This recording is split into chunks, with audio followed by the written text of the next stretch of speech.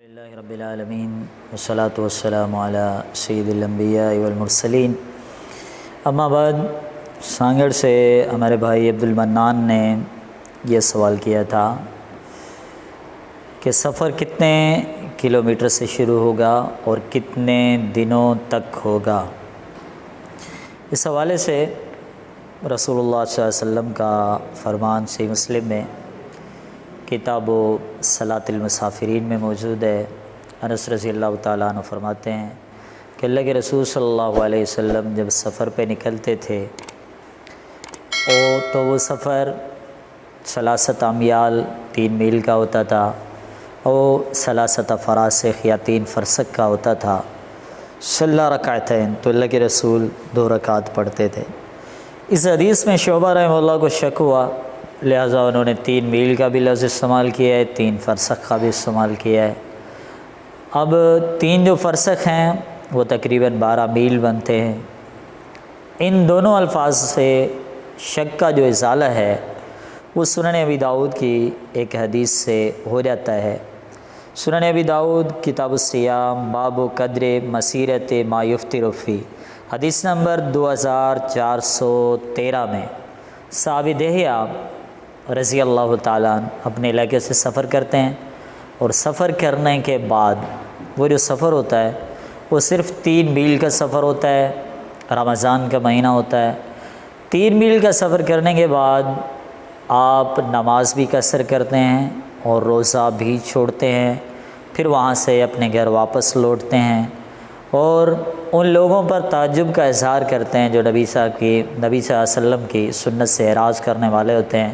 پھر آخر میں یہ جملہ بھی کہہ دیتے ہیں، اللہ مقبضنی الیک، اللہ مجھے تو اپنے پاس بلا لے۔ صحابی کے اس عمل سے یہ معلوم ہوتا ہے کہ 3 میل کا سفر اپنے گاؤں، اپنے علاقے، اپنے شہر سے نکلنے کے بعد اگر 3 میل کا سفر ہے جو تقریباً آج کے حساب سے 5 کلومیٹر بنتا ہے، تو اس سفر پر نماز قصر ہی پڑھی جائے گی۔ سوال کا اگلا حصہ تھا کہ کتنے دنوں تک قصر نماز ادا کی جائے۔ صحیح بخاری ابواب التقصیر میں رسول اللہ صلی اللہ علیہ وسلم کا عمل ابن عباس رضی اللہ تعالیٰ عنہ سے موجود ہے۔ وہ فرماتے ہیں اللہ کے نبی صلی اللہ علیہ وسلم مکہ میں 19 دن ٹھہرے تھے، نماز قصر پڑھتے تھے۔ پھر آگے آپ ابن عباس رضی اللہ تعالیٰ عنہ فرماتے ہیں کہ فَكُنَّا اِذَا سَافَرْنَا، اور اگر ہم پھر سفر کرتے تھے، وہ 19 دن کا سفر ہوتا تھا تو ہم قصر نماز پڑھتے تھے۔ وَإِنْ زِدْنَا أَتْمَمْنَا، اور اگر ہم 19 دن سے زیادہ کہاں پر رہتے تھے تو وہاں پر ہم مکمل نماز ادا کرتے تھے۔ ابن عباس رضی اللہ تعالیٰ عنہ کے اس قول سے یہ معلوم ہوتا ہے اگر کسی مسافر کا سفر 19 دن یا اس سے کم ہے تو وہ قصر کرے گا، اگر کسی مسافر کا سفر 19 دن سے زیادہ ہے تو وہ مکمل نماز پڑھے گا۔ یہاں پر یہ یاد رہنا چاہیے کہ انسان سفر میں قصر ہی کرے، یہی بہتر ہے، اور اگر مقیم نماز کے ابتدا میں وہ نماز پڑھے گا تو اپنی نماز مکمل ہی پڑھے گا۔ جزاکم اللہ۔